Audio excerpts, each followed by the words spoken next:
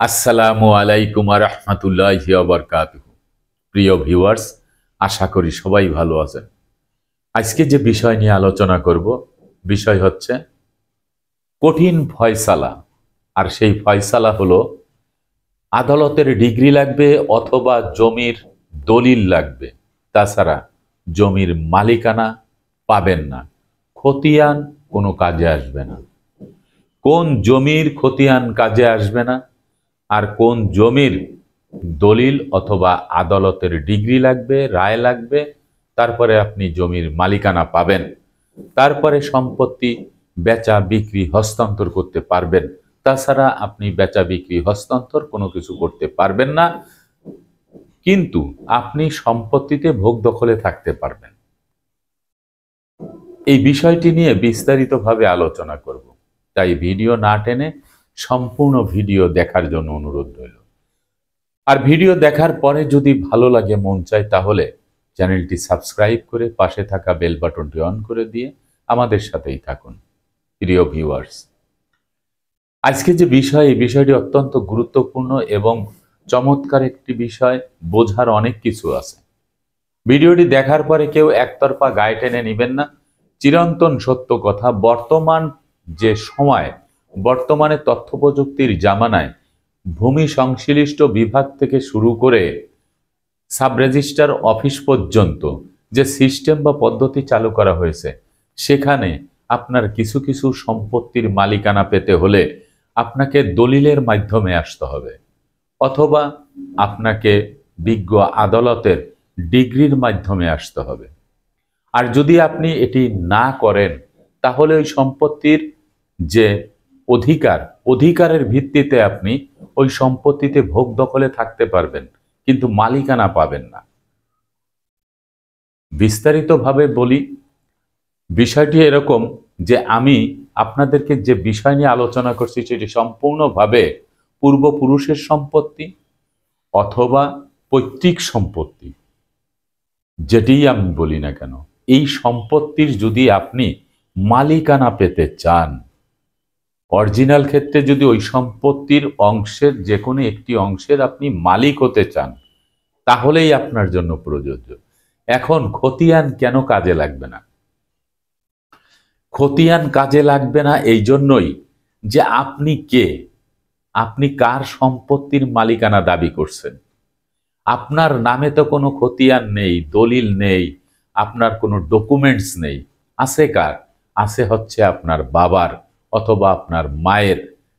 তাদের সম্পত্তির যেই কাগজপত্র, দলিল, দলিলাদি, ডকুমেন্টস, এ কিন্তু আপনার কিছুই না। এগুলি হচ্ছে সেই মৃত ব্যক্তির, যার সম্পত্তির অগ্রাধিকার ভিত্তিতে আপনি মালিকানা দাবি করছেন তার ওয়ারিশ হিসেবে, কিন্তু আপনার নামে কিন্তু কোনো কাগজপত্র নেই। সরকারের সংশ্লিষ্ট বিভাগে আপনার মালিকানার কোনো প্রমাণ নেই। প্রমাণ আছে আপনার বাবা মায়ের, দাদার বাবার, তাদের থাকতে পারে, কিন্তু আপনার নেই। এই জন্য খতিয়ান কাজে লাগবে না। এই জন্য যে আপনার বাবার নামে যে খতিয়ান আছে সেটা তো বাবার খতিয়ান। আপনার বাবার নামে যে দলিলটি থাকবে সেটি তো আপনার বাবার দলিল। মায়ের নামে খতিয়ান হলে মায়ের খতিয়ান, দলিল থাকলে মায়ের দলিল, দাদার নামে খতিয়ান থাকলে দাদার দলিল, খতিয়ান। আপনার তো কিছু নাই। এই জন্যই আজকের ভিডিও, যে আপনার যদি মালিকানা পেতে হয়, তাহলে কিন্তু আপনাকে অবশ্যই দলিল মূলে মালিকানা পেতে হবে, অথবা আদালতের ডিগ্রি মূলে আপনার পক্ষে যদি জাজমেন্ট আসে, তাহলে আপনার মালিকানা পাবে। নচেত আপনি ওই যে সম্পত্তির মালিকানা দাবি করছেন সেটি আপনি অগ্রাধিকার ভিত্তিতে, অধিকারের ভিত্তিতে আপনি সম্পত্তিতে ভোগ দখলে থাকতে পারবেন, জীবনেও কিন্তু আপনি মালিকানা পাবেন না। মালিকানা পেতে হলে সরকারের সংশ্লিষ্ট বিভাগে ব্যক্তিগতভাবে আপনার নাম এন্ট্রি করতে হবে রেকর্ড বইতে, এন্ট্রি করতে হবে সাব রেজিস্ট্রারের বালাম বইতে, থাকতে হবে আপনার কাছে দলিল। আমি ওয়ারিশ সম্পত্তির কথাই কিন্তু বলছি। আর একটি সম্পত্তি হচ্ছে, সেটি হচ্ছে যৌথ সম্পত্তি। একের অধিক ব্যক্তিরা এক দলিলে যে সম্পত্তিটি ক্রয় করে, এই সম্পত্তির যদি কোনো একজন অংশীদার সম্পত্তি এককভাবে বিক্রি করতে চায়, তাহলেও তার কিন্তু ব্যক্তি মালিকানা অর্জন করতে হবে। ওটি যৌথ সম্পত্তি, ওখান থেকে তাকে ডিভাইডেড হয়ে, পৃথক হয়ে তার নিজের নামে কিন্তু তাকে দলিল মূলে তার কিন্তু মালিকানা পেতে হবে। যদি তারা দিতে না চায়, বিজ্ঞ আদালতে মকদ্দমা করে আপনাকে সেই আদালতের ডিগ্রি মূলে আপনার মালিকানা পেতে হবে। এই যে একটি বিষয়, এই বিষয়টি কিন্তু অত্যন্ত গুরুত্বপূর্ণ। আমরা অনেকেই এটা কিন্তু চিন্তা ভাবনা করি না। যৌথ সম্পত্তি থেকে 5 জনে মিলে একটি সম্পত্তি ক্রয় করেছি, দলিলে 5 জনের নাম আছে, একজন বিক্রি করে দিচ্ছে, যে কোনো একজন গ্রহীতা এসে সেটা কিনতেছে। সেটা অতীতে ছিল, এখন হবে না। আবার ওয়ারিশি সম্পত্তি যেটি, সেই ওয়ারিশি সম্পত্তির আপনি যখন ব্যক্তি মালিকানা নিতে যাবেন, তখন অবশ্যই আপনাকে দলিল থাকতে হবে। আপনার খতিয়ানের প্রয়োজন নেই। খতিয়ান আপনার বাবার নামে আছে, মায়ের নামে আছে, ওইগুলির বুনিয়াদেই কিন্তু আপনার বাবা মা জমির মালিক ছিল। সেই সম্পত্তির আপনি ওয়ারিশ হিসেবে মালিক হবেন।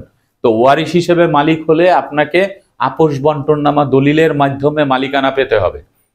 আপোষ বন্টননামা দলিল যদি আপনি না করেন, তাহলে আপনি কিন্তু ব্যক্তি মালিকানা অর্জন করতে পারবেন না।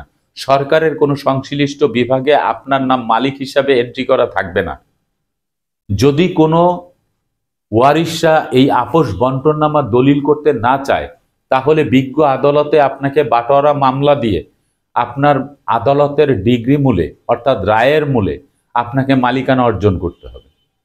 তারপরে আপনি আপোষ বন্টননামা দলিল করলে যে মালিকানাটা পাবেন, সেই দলিলের কপি দিয়ে আপনি নামজারি করে নেবেন, আপনি একক মালিকানা অর্জন করবেন।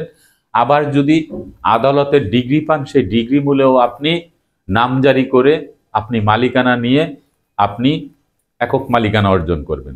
এখন প্রশ্ন হলো যে অতীতে অনেকেই নামজারি করেছেন, তারা আপোষ বন্টননামা দলিল করেন নাই। দেখুন, আপোষ বন্টননামা দলিল যারা করেন নাই, তারা সারা জীবন ভোগ দখলে থাকতে পারবেন, কেউ আপনাদেরকে নিষেধ করবে না।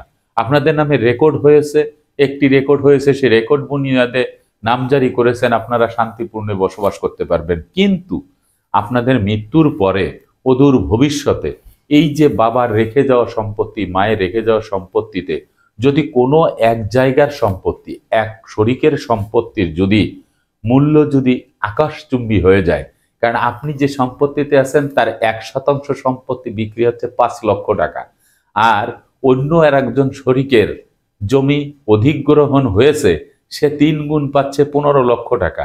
আর একজন ওয়ারিশের রাস্তার পাশে সম্পত্তি নিছিল, তার সম্পত্তির 1% সম্পত্তি দাম হচ্ছে 1 কোটি টাকা। তখন এই লোভে পড়ে তখন কিন্তু মামলা মকদ্দমায় চলে যায়, কারণ এটি অবিভক্ত সম্পত্তি। আপনার একটি রেকর্ড হলেও, নামজারি হলেও, সেটা আদালতে মকদ্দমা করলে তখন এই মকদ্দমার বুনিয়াদে এই সম্পত্তি কিন্তু ছেড়ে দিতে হতে পারে। কিন্তু যদি আপোষ বন্টননামা দলিল করা হয়, যে কয়জন ওয়ারিশ থাকে তারা যদি একত্রে মিলে, তারা যদি আপোষ বন্টননামা দলিল করে, আর এই দলিলটি যদি সাব রেজিস্ট্রার অফিস কর্তৃক রেজিস্ট্রিকৃত হয়, তাহলে কিন্তু এই সম্পত্তি যার যার নামে চলে যাবে, যার যার নামে গিয়ে নামজারি হয়ে যাবে। তখন 1 কাঠা সম্পত্তি, 1% সম্পত্তির দাম যদি 2 কোটি টাকাও হয়, তাহলে অন্য কোনো শরিকের সেখানে মাথা ঘামানোর কিছু থাকবে না। এই জন্যই বলা হয়েছে যে এখন বর্তমান পরিস্থিতিতে আপনি যদি যৌথ সম্পত্তির একটা অংশ বিক্রি করতে যান, বাবা রেখে গেছে, আপনি নামজারি করেন নাই, আপনি আপোষ বন্টননামা দলিল করেন নাই, আপনি পারবেন না। যৌথ সম্পত্তি এক দলিলে 5 জন আছেন, 5 বন্ধু মিলে কিনেছেন, এখন একজনে বিক্রি করে দিবে, এই 4 জনের বাদ দিয়ে আপনি এখন গোপনে যায় বিক্রি করবেন, সেই সুযোগ আর নেই। ডিজিটাল প্ল্যাটফর্মে এখন আয়নার মতন পরিষ্কার হয়ে গেছে সবকিছু। সেই জন্যই আপনাদের এই যৌথ সম্পত্তি, অবিভক্ত সম্পত্তি বা ওয়ারিশ সম্পত্তি, উত্তরাধিকার সম্পত্তি, পূর্বপুরুষের সম্পত্তি যেটিই আছে, সেটি যত সময় পর্যন্ত আপনার আপোষ বন্টননামা দলিল না করবেন, তত সময় পর্যন্ত একক মালিকানা অর্জন করতে পারবেন না। হ্যাঁ, অধিকারের ভিত্তিতে আপনি সেই সম্পত্তিতে ভোগ দখলে থাকতে পারবেন, তবে পরবর্তীতে যে সকল প্রজন্মের লোক যারা আসবে, আপনারা হয়তো ভাই বোন ভালো সম্পর্ক ছিলেন, তারা ভালোভাবে বসবাস করে গেলেন, পরবর্তী প্রজন্মের এসে তারা কিন্তু এই উত্তরাধিকার সম্পত্তি নিয়ে যে কোনো সময় মামলা মকদ্দমার শিকার হতে পারে। বিষয়টি ভেবে দেখবেন। আমার কাছে অনেকেই প্রশ্ন করেছিলেন, আমি যাদেরকে পরামর্শ দেই ইন ফিউচারে তারা যেন কখনোই এই জমি সংক্রান্ত বিষয় কোনো বিপদে না পড়ে। দিন যত যাবে তত ডিজিটাল পদ্ধতিতে ডিজিটালাইজেশন হয়ে প্রত্যেকটি মানুষ ঘরে বসে তার সম্পত্তি দেখতে পারবে। সম্পত্তি কোথায় আছে, কিভাবে আছে, তার খাজনা বাকি পড়ছে কিনা, তার নামে নামজারি আছে কিনা, প্রত্যেকটি অফিস থেকে যখনই কোনো ফল্ট করবেন সাথে সাথে মোবাইল ফোনে মেসেজ চলে আসবে। এই বিষয়টি কিন্তু সবাই মাথায় রাখবেন। আজকের মতো ভিডিওটি এখানে শেষ করছি। আগামীতে দেখা হবে অন্য কোনো ভিডিও নিয়ে। সে পর্যন্ত সবাই ভালো থাকবেন, সুস্থ থাকবেন, আর আমার জন্য দোয়া করবেন। আল্লাহ হাফেজ।